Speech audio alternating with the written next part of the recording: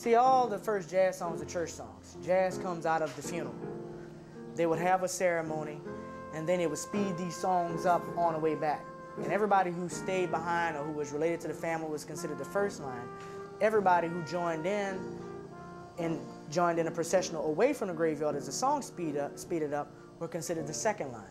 And a jazz funeral is not a jazz funeral without the second line. And so, as you can see, the celebration or the rebuilding is a big part of what makes us who we are in the city of New Orleans. So jazz kind of really means to rebuild. I mean, it's really the manifestation of democracy in the music, where you need the up and you need the down. You need the in and you need the out. You need the tear down and a rebuild. 9 months apart, almost halfway around the world from each other, 2 natural disasters struck. A powerful tsunami came without warning to residents of Sri Lanka, disrupting a fragile peace between the 2 ethnic groups and derailing a marginally improving economy. Hurricane Katrina devastated the city of New Orleans in the richest and most powerful nation on earth, washing away the veneer of security the U.S. felt when facing natural disasters. People in both locations are still without homes or jobs as they try to rebuild their lives.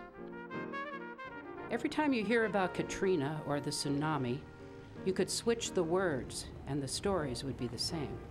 People suffered, governments failed.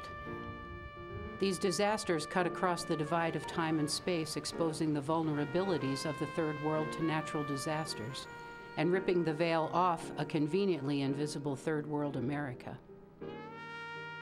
The U.S. government, at least, is always, in the aftermath of grand disasters overseas, always contributes to the recovery. But I think it took something like a Katrina for people to realize that we weren't immune from that, and that how deep a disaster ran and the effects it had on a community.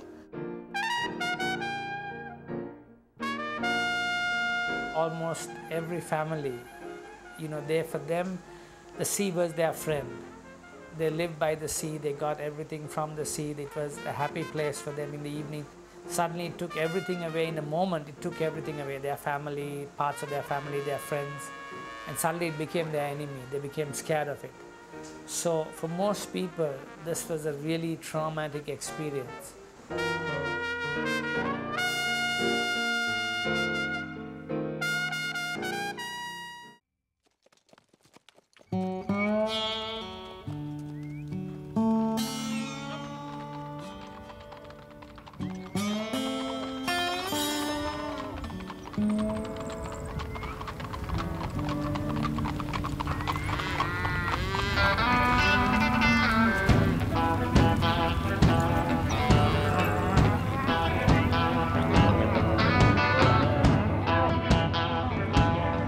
In mid-July, the local sale barn in Bassett, Nebraska holds its biggest sale of the year.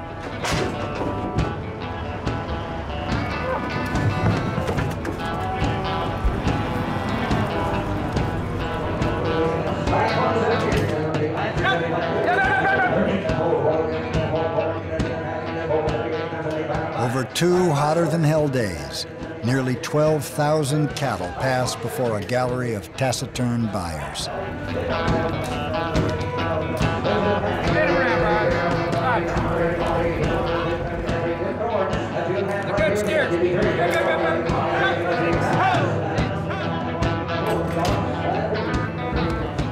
The calves and steers come from ranches within hauling distance, known for raising cattle that typically bring prime and choice grades at slaughter.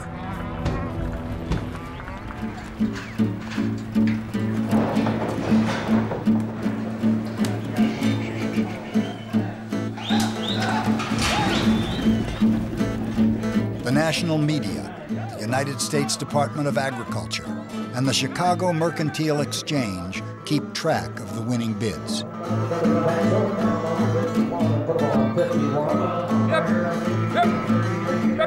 Bassett apparently is the confluence of really high-quality cattle and really experienced buyers. And for that reason, the auctions at Bassett have grown to be the bellwether for cattle pricing.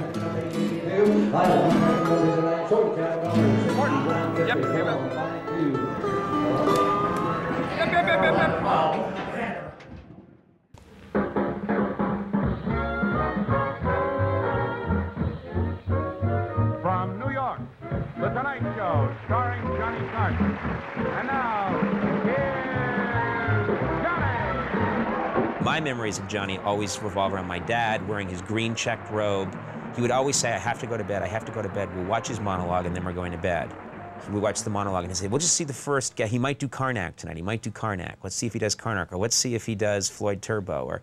And then we'd watch that and go like, okay, first guest, we'll just see the first guest. And my dad was always up till the end of the show. My first experience of Johnny Carson was he made my dad laugh. That was at an age when you really want to make your father laugh, and here's this guy who routinely makes my father laugh.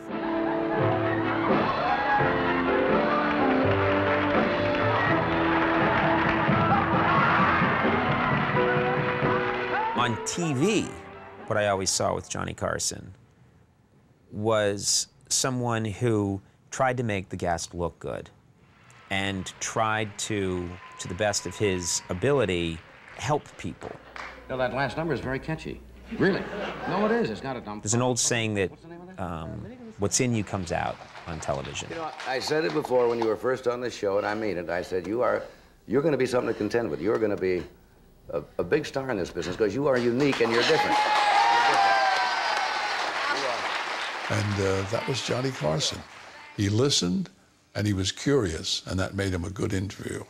His education enabled him to speak with all those people and be comfortable. He was comfortable talking to those people because I think he had a respect for his own intelligence. So he had no insecurity about talking to whoever. It didn't matter. With Johnny, you sort of learned by example. Johnny was always professional, and he always did fresh material every single night. He never went out and said, I don't feel like doing a monologue tonight. He never did that. He always made sure he did jokes because that was his job. Today was the first meeting back in Washington of President Carter and the President-elect Ronald Reagan. They met in the Oval Office, and the bad news was that the two of them together couldn't figure out why bread is $1 a loaf. That was just kind of a, what you call an economy joke. An economy? What, and what? No. Yes, it was. An economy laugh. Yeah. Ford presents Back in Time. Can you guess in what year these events happened? Ace of Base hits it big with their song The Sign. Tom Hanks stars as Forrest Gump. And Eric Piatkowski is drafted as the 15th overall pick in the NBA draft. What year was it? 1994, 1995, or was it 1996? Eric Piatkowski helped lead the Huskers to the 1994 NCAA tournament and a 20-10 record before being drafted by the Indiana Pacers. And the mob looks up and sees my black face at the second store window and lets fly with bricks. Will crash all around me, causing me to fall backwards. And as I fall, I call out, they got shotguns! Omaha's Blue Barn Theater stages an original production covering one of the darkest periods of Nebraska history, the Omaha race riots of 1919 and the lynching and burning of Will Brown.